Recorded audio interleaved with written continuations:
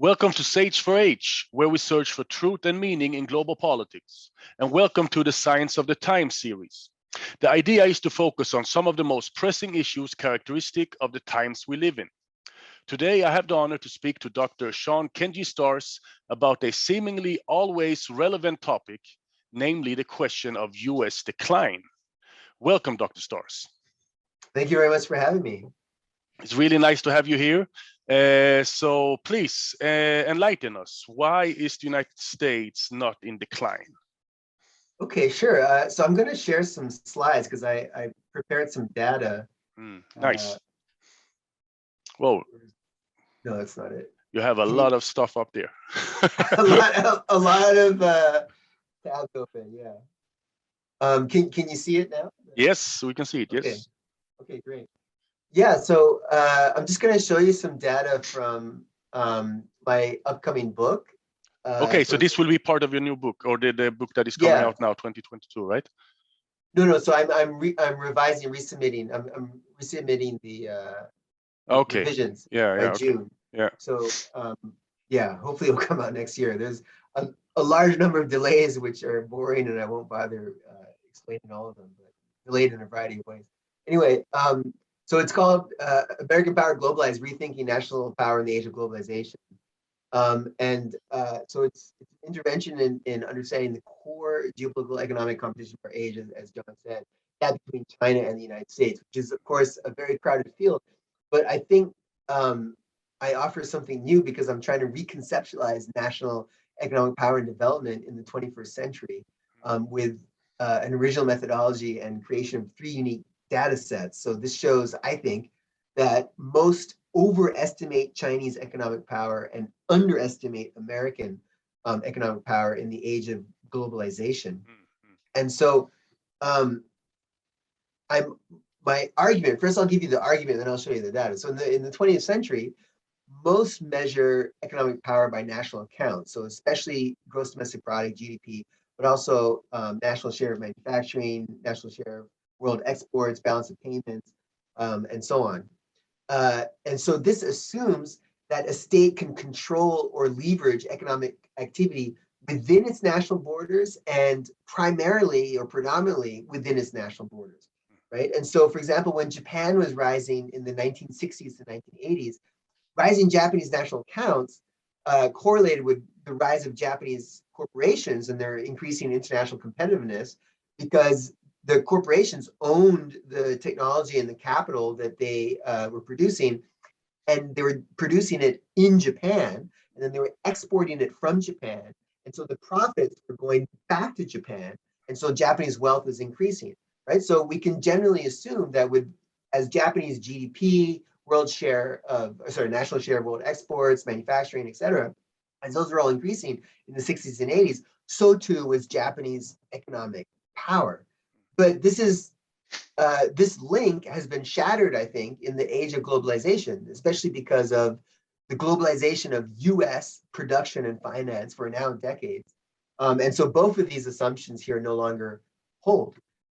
So the iPhone is assembled in China, contributes to Chinese national accounts, it increases Chinese GDP. So it's assembled by Foxconn, which is actually a Taiwanese company, but Foxconn is the largest private employer in China, so over 1 million workers. It's China's largest private exporter from China. So it contributes to all these Chinese national accounts. But because, of course, the iPhone is owned by an American firm, if you read the back of your iPhone or MacBook or whatever, it says designed by Apple in California, assembled in China. So it's owned by Apple in California, and so the profit overwhelmingly goes to the US. And so we can no longer assume with national accounts that it is national people who predominantly own that national accounts, the production that is being measured in the national accounts. So because of the globalization of ownership and so on, it could be foreigners that own it now. And so I think we need to reconceptualize these transformations, moving beyond national accounts with metrics based on national corporate profit and ownership. And so this book has 3 unique data sets. So there's national profit share of the Fortune 200. So this is, so everyone's heard of the Fortune 500.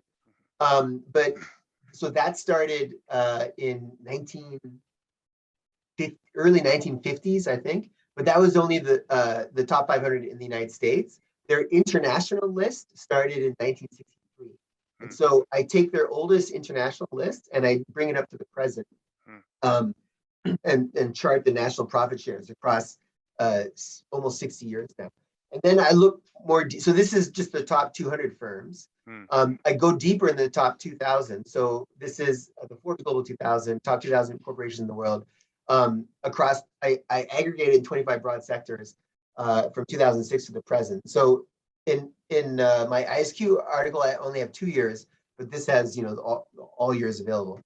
And then I have national ownership of the Forbes Global 500. So instead of the top 2,000, I take the top 500 firms and I look at who owns them. So that I've been doing this from 2010 to the present. So this is from the Bloomberg Professional Terminal. And then many other indicators in the book. So here's an example of national sectoral profit shares of the world's top 2,000 corporations from 2006 to 2021. I just for this, just to make it easier, I cut out a lot of years. So you see the first 3 years, wow, and the last 3 years. 92% in 21. It increased. Yeah. That's what my students are asking about. So you present STARS data from 2012. We want to see the data from 2020. Okay, that's 92%. Wow. Yeah. So this aerospace and defense, but banking, you can see that definitely China has overtaken the U.S. So this is the U.S. 2005 to 7. Then you of course had the 2008 Wall Street crash, and then so definitely China now is the most profitable country in the world for banking. But the thing is that Chinese banks are mostly within China. They're not international banks, so they don't compete with Citibank, Bank of America, JP Morgan. But in any case, the era of, you know, American banks dominating the world is definitely over. In computer hardware and software, so it goes from 85, 84 to 81, 77. Basically the same. Even though China, of course, is the world's largest producer and consumer of personal computers. China is number 2, and of course that's significant. But the latest data is only 11% profit share, whereas the US is 77%. So despite China being the world's largest producer, consumer, exporter, they only get 11% of the profit. And then India is big in software, so they get 3.6% of the profit. Electronics, a little bit of decline, but basically the same. So 53, 50, 43, and then 44, 43, 46. But surprisingly, so China has been the world's largest exporter of electronics since 2004. And despite that, China is only number 4 in profit share, so 7.8%. So Taiwan is quite a bit more, and South Korea as well. But of course, the US is 46% dominant. And then financial services, you have the collapse of Wall Street, and Wall Street simply increased its supremacy. So from 52, so greater concentration after crisis. So basically, you had, you know, Merrill Lynch and Lehman Brothers fail, but Goldman Sachs, JP Morgan, they became much bigger. And then, you know, in media, I think media is important because it controls ideas. 81%.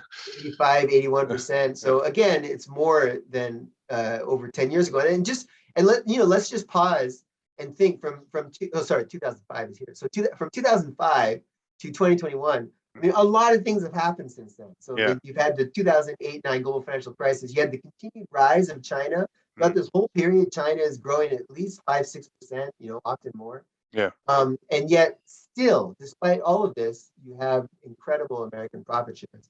And I just added this because of the pandemic. So US makes half of the world's profit in pharmaceuticals and personal care. Sorry. What makes South Africa second in media? I forgot the name of the company. It's a South Africa British firm. Okay. But it's one company. And it's huge. And then you have so of course Switzerland is number 2 in pharmaceuticals, and then you have, you know, Netherlands, Japan, UK, whatever. But US still takes half of the profit in pharmaceuticals. And okay, and then this is looking at ownership now. So do you have the data on healthcare equipment? I do. I don't have it here. Because in that sector, I think US had up to like 80%. Yeah. In 2012. Yeah, it's similar. I can get it to Okay. you later. I don't Okay. have Yeah. it right now. Yeah. Okay. Yeah, sorry. Mm, But it is similar to that. Yeah. yeah. And then this is ownership, which wasn't in my 2013 paper. So this is new stuff. So this is the top 50 or top 10 right here, Chinese firms in the Forbes Global 2000 from 2020. Mm, And you can, so number one firm in China and also in the world is ICBC. Um, and China owns 84% of ICBC and Americans own 8%, mm, Singapore, et cetera. For Bank of China, Americans own 13%. For China's highest, most valuable private firm, Alibaba, Japanese actually own 53%, so that's mainly SoftBank. mm, US owns 29%, that's mainly Yahoo. And then China only owns 14%, and Jack Ma owns 5.1% of that 14%. So mm, if you take the average of the top 50 Chinese firms, even though the vast majority are state-owned enterprises. So here I have the ownerships of the Chinese Communist Party. So ICBC is 73% Chinese state-owned, 64%, et cetera, et mm, cetera. But even still, the average of the top 50 Chinese firms, even though the majority are state-owned enterprises, Chinese only own 64% of it, and mm, Americans already own a tenth, mm, even though the Communist Party owns 42%. mm, And if you look at the top 50 American firms, the Americans own 82% of the top 50 American firms. And these are all, of course, American allies. So the mm, UK is number two. So Americans own American firms more than Chinese own the top 50 Chinese firms. So Chinese firms, even though the majority are state-owned enterprises, are already more globalized in ownership than American firms. In other yeah. words, That's foreign yeah. investors, in particular American investors, profit from the activities of all these huge Chinese state-owned enterprises, including the big banks and so on. Yeah. So this is the nature of the globalization of American finance and American ownership. Yeah. Here is the Global 500 from 2020. So I just made this today for you. Thank you. Thank you. The top 500 firms last year, Americans own 46% of the top 500 firms, Mm, even though only 35% of the top 500 firms are actually American. mm, And then for China, Chinese only own just over 6% of the top 500, even though almost 14% of the top 500 are Chinese firms. So again, American ownership is huge, not just of American firms, but of firms from around the world. And then here, this is just the way in which China has risen. So China has risen from the 1980s and 90s as workshop of the world. So basically inviting Western capital to open up production and export it back to the West, basically for its cheap labor and also for its good infrastructure. So here, this is from, I found this in my library in City University of Hong Kong in these books in the library, and I've never seen anyone quote from this before. So yeah. I don't know if it's available online. But anyway, so this is from the China Customs Yearbook from 1995 to 2017. Although I have the latest data, I couldn't find it. Anyway, so of Chinese state-owned enterprises. So in 1995, 40% of the high value, what China calls processed with imported materials exports. So that means like the iPhone. So Mm, China imports the components and then assembles it in China and then exports it. So this is all of like the most advanced like Chinese high-tech exports mhm, are called processed with imported materials exports, because every single advanced technology made in China encompasses the Western technology, in particular American technology. mm, So this is the most high-tech stuff. So state-owned enterprises, they exported 40% of the high-value exports, which adds up to about $500 billion. That has collapsed to about 5%. Chinese private firms went from almost zero to just under 10% over the past 10 years or so.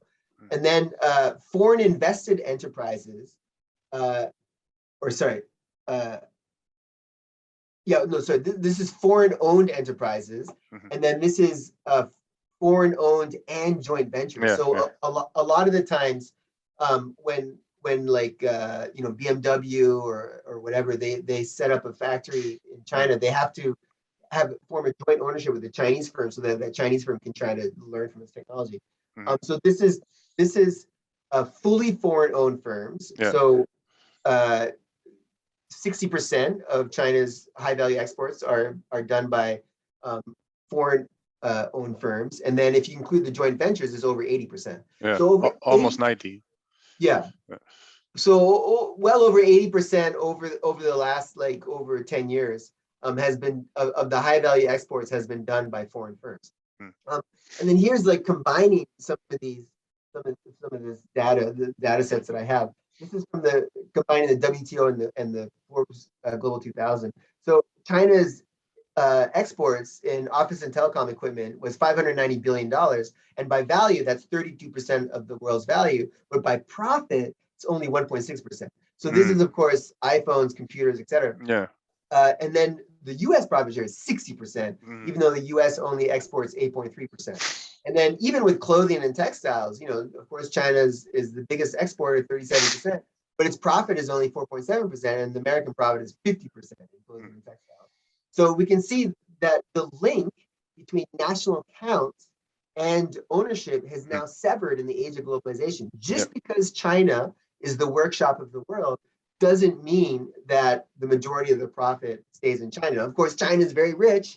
I'm not saying that it's a poor country. There are lots of rich people in China, but it's not nearly as powerful as we would expect from Chinese national accounts. So while GDP, US GDP as a share of world GDP declined from 40% in 1960 to about 25% today, American corporations continue to dominate, especially at the technological frontier. So people look at this decline of relative GDP and they say that, US has declined. But if you look at actual American corporate profit and ownership, then it is still, American dominance.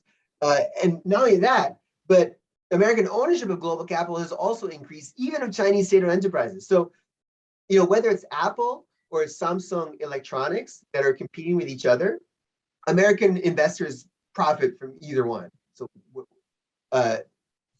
American investors profit not just from American firms, but increasingly from firms around the world because of the globalization of American finance. And so despite China having the world's second largest GDP in the world, its corporate and technological competitiveness is not nearly as strong as one might expect, due in large part to how China has integrated into global capitalism in the 21st century. And so I think, in fact, in some ways, the rise of China has made the US even more powerful, for example, in global finance, and how the US can use its position to leverage its position for sanctions, as Russia is learning about right now. Okay, so that's the PowerPoint that I presented. Wow, fascinating. Thank you very much for the presentation. My pleasure. Really fascinating. Yeah, I have a few questions actually. Something that we could talk about perhaps. Fantastic. Maybe we can just stop the screen sharing, or maybe you want to. No, I think we can stop it. Do you want to see the data again? Or? Yeah, maybe you can have some parts of the data there, maybe. If you have a question in relation to this. Yeah, you mentioned unique data. You have unique data, 3 types of data you have. You can go to that one again, where you present the data set. Yeah, so national profit share of Fortune 200, national profit share of Forbes Global 2000, national ownership of the Forbes Global 500. So there is also, given this critique of national accounts and methodological nationalism, the OECD has developed this database called trading value added, right? That is not the data that you're using. No, but I definitely want to look more into it in the future. It looks very interesting, very promising. But from my perspective, I'm looking for concentrations of power. Yeah. So where is power geographically concentrated? So I'm interested in the questions of U.S. versus China. Who's going to rule the world, basically. Yeah. So that data, the OECD data, is useful for that, but that's not the question that motivates them. Yeah. Even though it's useful in terms of disentangling the value chain, so to speak, it's not useful for you or for your purposes in this book, at least. Okay. All right. Yeah, and speaking of the production of iPhone, I mean, before China was only assembling the iPhone, and as you mentioned, it's even a Taiwanese company that owns the company that is assembling the iPhone. But now they are actually producing components to the iPhone. I think it's 8 or 10 different components that they are producing. So it's some intermediate input at least. No, there's some fairly higher value, like Lookshare. Yeah, I wish I had. I've definitely looked at the breakdown, and I can't remember exactly, but there's definitely some important components that are now made by a handful of Chinese firms. So there's definitely technologically upgrading. But I mean, the question for me is whether this is leading to a change in the power relationship. And in my opinion, absolutely not, because they, you know, even if China has its own Foxconn, which is able to assemble the entire thing, it's still dependent on Apple. Yeah. True. It's true. In terms of the Forbes Global 2000 and yeah, maybe the others are capturing it, but we have some huge entity. These are publicly listed companies, right? Publicly listed companies, so they are traded on stock exchanges. But what about a company like IKEA or Tetra Pak, two giant Swedish companies that I think are the biggest in their sectors? They are not publicly traded. They are not listed. You do not capture those entities, and I'm just thinking that there must be similar entities in China as well. So IKEA and Tetra Pak, even though they were born as Swedish companies, they are no longer Swedish in the strict sense, but they are huge companies that are not publicly listed or publicly traded. And in China, we must have similar entities like that, right? Yeah, that is a limitation of my data, and there's basically nothing I can do about that, because there's rankings of the top private American firms, but there's no global ranking of, you know, private firms from all countries, because different countries have different reporting accounting standards, and so you can't get universal metrics on profit and so on, because, you know, unless they're publicly listed, they don't have to release this data publicly. But you don't think this limitation would change anything significantly anyway? Not significantly. I mean, so one very important example is Huawei. So Huawei is probably China's most advanced technology company, and that's not listed in the Forbes Global 2000. Yeah. It is, however, in the Fortune 500, because the Fortune 500 ranks by revenue. And so usually they can get revenue data, even if they can't get profit data. So because the Forbes is a composite of assets, revenue, sales, and no, sorry, profit and market value. So they just can't get private firms. But Fortune 500 has some private firms, but I mean, it's not. Yeah, there's going to be a lot that are missing. But I don't think it changes the big picture, which is that the U.S. continues to dominate, especially at the technological frontier. All right, I see. And then do you have a specific, you mentioned dominance all the time. Do you have a specific definition of what counts as dominance? Yeah, so that's basically subjective, arbitrary. It's in the eye of the beholder. So I mean, you know, whatever line you choose is going to be arbitrary. But I define it as, so most people say that the U.S. was dominant economically in 1950, and so right after World War II. And so estimates of the American share of world GDP range from like half, I mean, people just vaguely say half of the world, to like, I think Joseph S. Nye says a third. And what's his name? Angus Madison, he did the in 2010, he did the huge, long historical GDP figures. Yeah. I think he only has it at 25%. So okay. I just take the average from 25 to 50 is 38, I think. So I just say anything that's 38% or above is dominance. But I mean, of course, that's arbitrary. Yeah, but still, it gives you at least a definition to work with. Yeah. Okay, so anything beyond 38% or above 38% is dominance. So 38 or above, yeah. Yeah, so if 38 or above. But if I if I remember correctly from your article that was published 2013,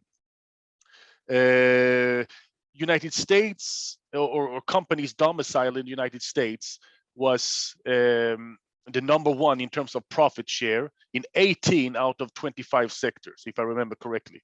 How many of those sectors do the United States dominate? I haven't counted that. Sorry, I'd have Okay, to. yeah, but still, just being the number one in 18 out of 25 is dominance enough, I think. Yeah, yeah. Okay, so the issue of banks. So you mentioned banks, and we can contrast it to financial services as well. But banks, you see, the era of U.S. dominance in banking is ended, and China has some is the number one there in terms of profit share. But those banks, you argued, are nationally contained. They are not globalized. Yeah, I mean, basically, there are, in major cities around the world, you will see branches of ICBC and maybe Bank of China, but basically they're there to help Chinese firms. They're not directly competing with what we would consider global banks like HSBC, you know, Bank of America, Citibank, et cetera. I mean, these compete globally.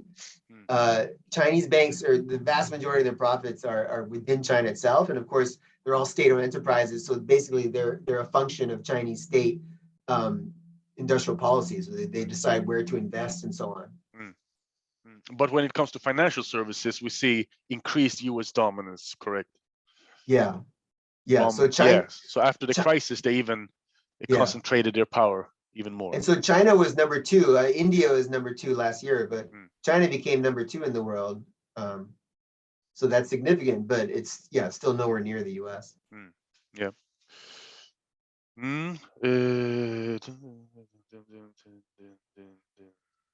Yeah. So you mentioned that I don't know if you said scholars or observers or students tend to underestimate Chinese power, or I mean underestimate U.S. power and overestimate Chinese power. Why do you think it's like that? Why? I mean, this also relates to actually a debate in my class or in my course. So we have 3 modules in the course. So it was actually my colleague that was responsible for a module that we call issues or global issues. And we have debates with the students, and they were debating US decline. So they had to have 2 positions.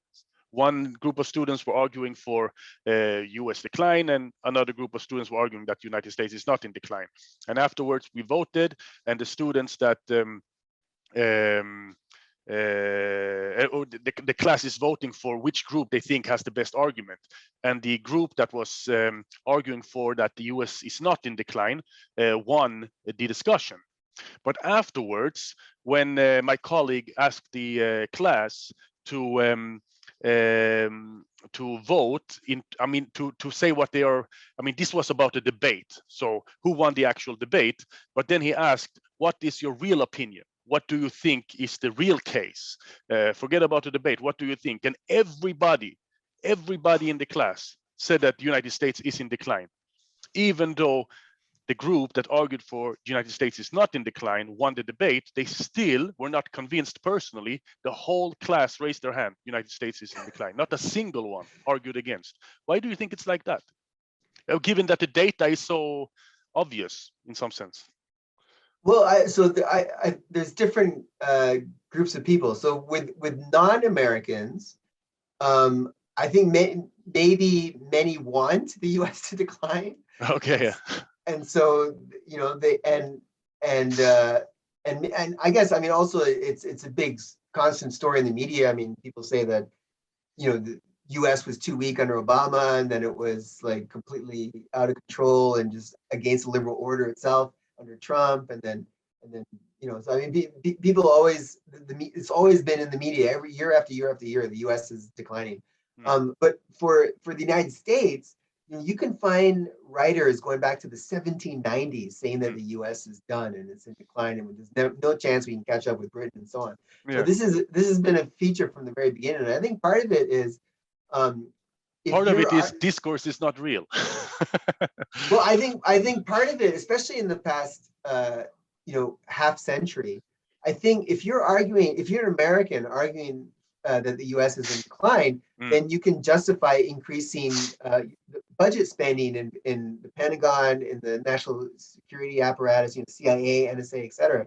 So, the Pentagon, for example, often produces reports saying that they are in decline, that American power is in decline, China is rising, et cetera. But so they have an interest in saying that, because then they can ask for more money to try to avert this decline. So it's a constant in both the U.S. and outside the U.S. because of course many people in China also think that the U.S. is in decline, even though they love going to Shanghai Disneyland or whatever. They love watching the NBA and so on.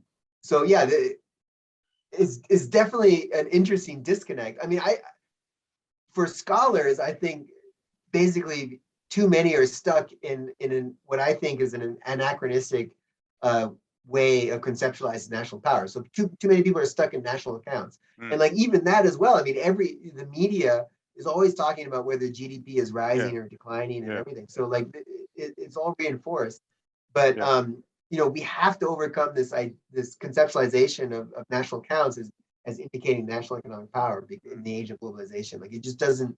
I mean, I think the iPhone is a very clear example. Yeah, and also I mean, in terms of trade deficit and so on, those figures are really inflated when you take those numbers into account.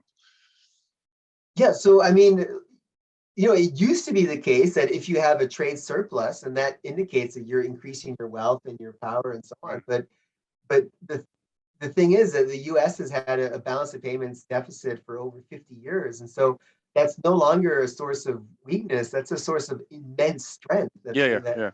That basically the U.S. is sucking in the world's resources and the world's commodities and so on. Yeah, I meant the trade surplus. The Chinese trade surplus is inflated when you take those figures into that. That's what I meant. Yeah. Right. Well, so over 80% of China's high-value, high-tech exports are done by foreign firms. Yeah.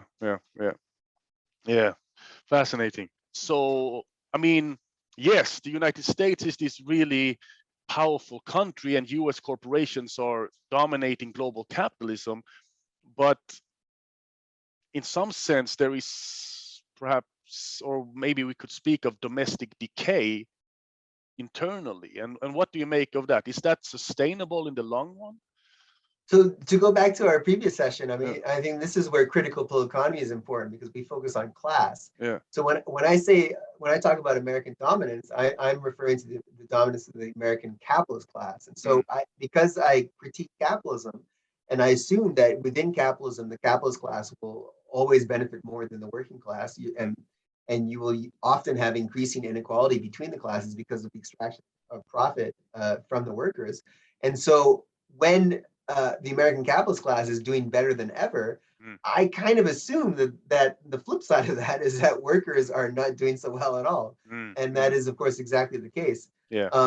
So it's this massive rising inequality in global capitalism is a massive transfer of wealth from the majority of people to a tiny minority.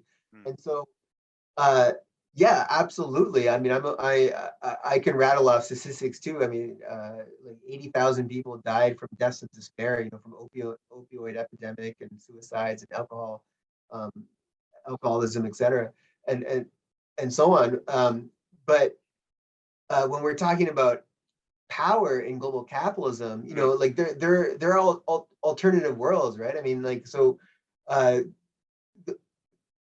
Most of the top universities are still in the U.S. There's giant gated communities. I mean, actually, my uncle lives in one of them. He's a Silicon Valley millionaire, and so I've visited him for Christmas, and it's a giant gated community. So there's these like sort of oases of wealth in amongst huge poverty and decay and so on, and of course. The election of Donald Trump is an indication of this, of deep dissatisfaction and rage in society. And then, of course, you have the rise of QAnon and different conspiracy theorists and so on. So, I mean, all of this are an aspect of or a function of American decay. But that to me is not a contradiction. No, it's not necessarily a contradiction, but is it sustainable in the long run? I mean. As long as people will the U.S. collapse?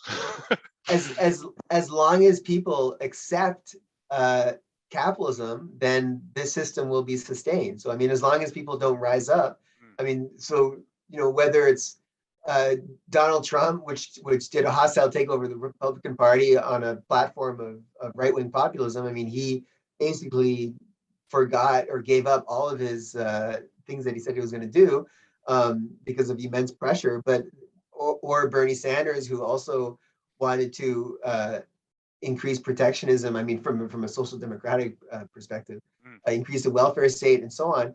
And the establishment Democrats, the American capitalists, they couldn't even handle Bernie Sanders. I mean, all Bernie Sanders wanted to do was provide a little bit of a Scandinavian, Swedish welfare state in the U.S. and American capitalists couldn't even accept that, and so they crushed him. So as long as this can continue, as long as the people do not successfully rise up, then this will continue. Yeah, sad. It is sad, yeah. All right. Thank you very much. I think we will finish there, actually. Fascinating. Okay. And Fantastic. yeah, when is the book coming out? 2023, you said. No, yeah, hopefully next year. Okay. Yeah. You've been working with it for, I mean, no, it's quite a long time. Yeah, it was under review for 22 months, so that was unfortunate. Okay, wow. Bad luck. They must have been meticulous, the reviewers. The reviews are very good, so that's why it's taking me another year to complete the revisions. All right. I'm adding another chapter and so on. So. Yeah.